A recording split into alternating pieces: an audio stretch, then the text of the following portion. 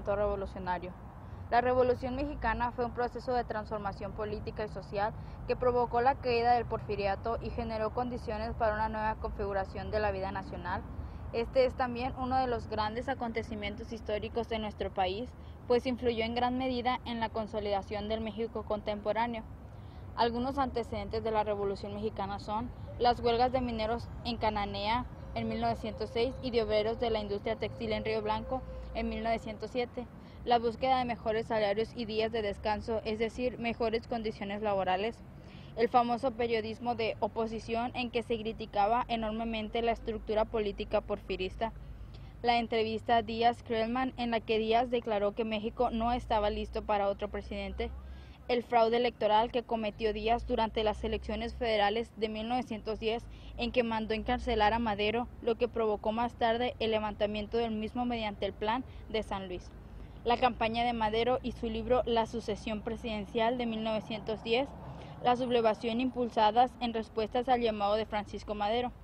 Este movimiento armado fue principalmente una lucha política e ideológica, económica, social e incluso cultural, que incluyó y transformó de gran manera todos estos Plan de San Luis Potosí. El Plan de San Luis fue un manifiesto promulgado el 5 de octubre de 1910 por Francisco I. Madero, líder del movimiento revolucionario mexicano, candidato presidencial por el Partido Nacional Antirreeleccionista.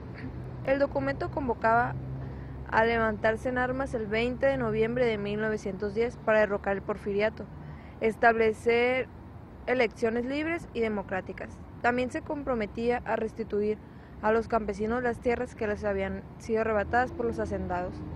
Aunque se redactó en San Antonio, Texas, fue fechado el 5 de octubre, último día que Madero estuvo preso en prisión de Lecumberri a fin de evitar conflictos con el gobierno de los Estados Unidos.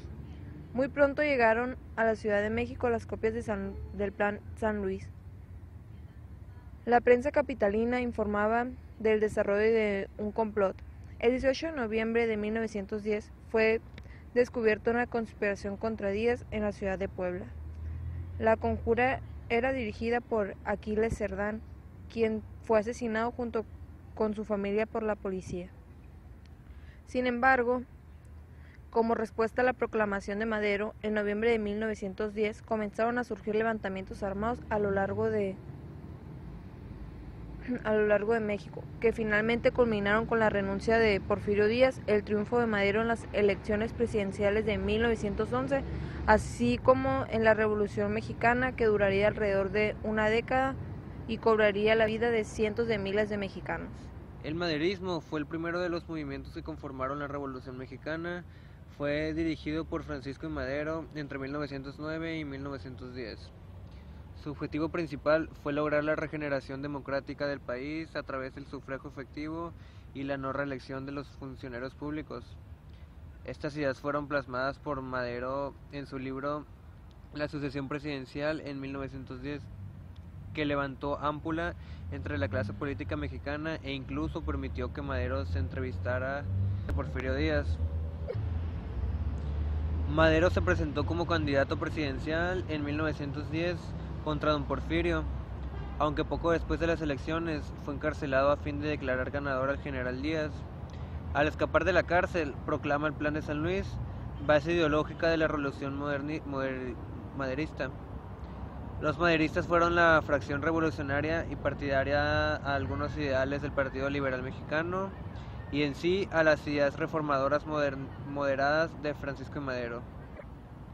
Al principio de la revolución, la mayoría de los revolucionarios estaba a favor de esas ideologías moderadas y no tan anarquistas como las de Ricardo Flores Magón, aunque este tenía una visión más amplia de lo que una revolución en realidad era. Los pelemistas, con su evolución ideológica anarcocomunista, fueron derrotados a traición en